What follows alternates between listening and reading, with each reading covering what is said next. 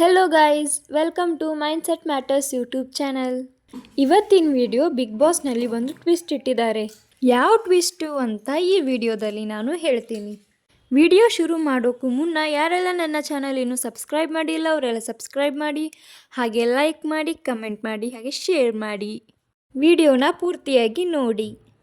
Big ಬಾಸ್ನಲ್ಲಿ last week Bigg Boss palace ಅಂತ ಒಂದು ಟಾಸ್ಕ್ ಕೊಡ್ತಾರೆ. ಅದರಲ್ಲಿ 5 ಮಂದಿ ಹಳೆ ಕಂಟೆಸ್ಟೆಂಟ್ನ ಕರೆಸ್ತಾರೆ ಗೆಸ್ಟ್ ಆಗಿ. ಅದರಲ್ಲಿ 3 ಮಂದಿ ವಾಪಸ್ ಮನೆಯಿಂದ ಹೊರಗೆ ಹೋಗ್ತಾರೆ, ಹಾಗೆ 2 ಅದೇ ಮನೆಯಲ್ಲಿ ವೈಲ್ಡ್ ಕಾರ್ಡ್ ಎಂಟ್ರಿಯಾಗಿ ಉಳಿತಾರೆ. ಯಾರಂದರೆ ರಜತ್ ಮತ್ತು ಚೈತ್ರ ಅವರು. ಮತ್ತೆ ಈ ವಾರ 2 ವೈಲ್ಡ್ ಕಾರ್ಡ್ ಎಂಟ್ರಿ ಆಗ್ತಿದೆ. ಆ ಇಬ್ಬರಲ್ಲಿ ಒಬ್ಬರು ದೀಪಿಕಾ ದಾಸ್ ಎಂದು ನಮಗೆ ಸುದ್ದಿ ಬಂದಿದೆ. ದೀಪಿಕಾ ದಾಸ್ ಅವರು ಈಗ ಅಗಲಕ್ಕೆ ಒಮ್ಮೆ ಬಿಗ್ ಬಾಸ್ನಲ್ಲಿ ಪಾರ್ಟಿಸಿಪೇಟ್ ಮಾಡಿದ್ದಾರೆ. ಈಗ ಮತ್ತೆ ವೈಟ್ ಕಾರ್ಡ್ ಎಂಟ್ರಿಯಾಗಿ ಕರೆಸ್ತಿದ್ದಾರೆ.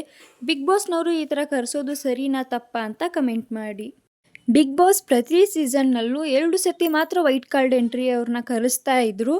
ಬಟ್ ಈ ಸೀಸನಲ್ಲಿ ಅಂದರೆ 12ನೇ ಸೀಸನಲ್ಲಿ 3 ಬಾರಿ ಕರೆಸ್ತಾ ಇದ್ದಾರೆ. ಮೊದಲನೇ ಬಾರಿ ರಿಷಾ, ಸೂರಜ್ ಹಾಗೂ ರಘು ಅವರು ಬಂದರು.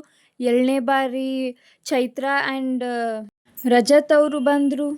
ಮತ್ತು 3ನೇ ಬಾರಿ ಇನ್ನಿಬ್ಬರು ಬರ್ತಿದ್ದಾರೆ ಅಂತ ಒಂದು ಕ್ಲೂ ಕೊಟ್ಟಿದ್ದಾರೆ. ಟ್ವಿಸ್ಟ್ ಇದೆ, ದೊಡ್ಡ ಟ್ವಿಸ್ಟೇ ಇದೆ. ಆದರೆ ಇಬ್ಬರಲ್ಲಿ ಒಬ್ಬರು ಈಗ ರಿವೀಲ್ ಆಗಿದೆ. ಅಂದರೆ ಬಿಗ್ ಬಾಸ್ನವರು ಅಫಿಷಿಯಲ್ ಆಗಿ ರಿವೀಲ್ ಮಾಡಿಲ್ಲ.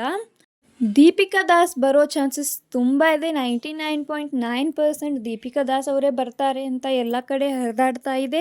ಇನ್ನೊಂದು ಕಂಟೆಸ್ಟೆಂಟ್ ಯಾರು ಅಂತ ನಿಮಗೇನಾದರೂ ಗೊತ್ತಿದ್ದರೆ ಕಮೆಂಟ್ ಮಾಡಿ.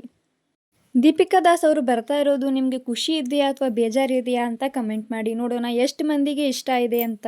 ಬಿಗ್ ಬಾಸ್ ಕನ್ನಡ ಸೀಸನ್ 12ಕ್ಕೆ 3rd ವೈಟ್ ಕಾರ್ಡ್ ಎಂಟ್ರಿ ಈ ವೀಕು ಅಥವಾ ನೆಕ್ಸ್ಟ್ ವೀಕು ಸ್ಯಾಟರ್ಡೆ ಅಥವಾ ಸಂಡೇ ಎಂಟ್ರಾಗ್ತಾರೆ ಅಂತ ಸುದ್ದಿ ಬರ್ತಾ ಇದೆ. ಈ ವಿಡಿಯೋನ ನಾನು ಇಲ್ಲಿಗೆ ಮುಗಿಸ್ತಾ ಇದ್ದೀನಿ. ಹಾಗೆ ಯಾರೆಲ್ಲ ನನ್ನ ಚಾನಲ್ಗೆ ಇನ್ನೂ ಸಬ್ಸ್ಕ್ರೈಬ್ ಆಗಿಲ್ಲ ಅವರೆಲ್ಲ ಸಬ್ಸ್ಕ್ರೈಬ್ ಮಾಡಿ, ಲೈಕ್ ಮಾಡಿ, ಶೇರ್ ಮಾಡಿ ಆ್ಯಂಡ್ ಬೆಲ್ ಐಕಾನ್ನ ಪ್ರೆಸ್ ಮಾಡಿ. Thank you.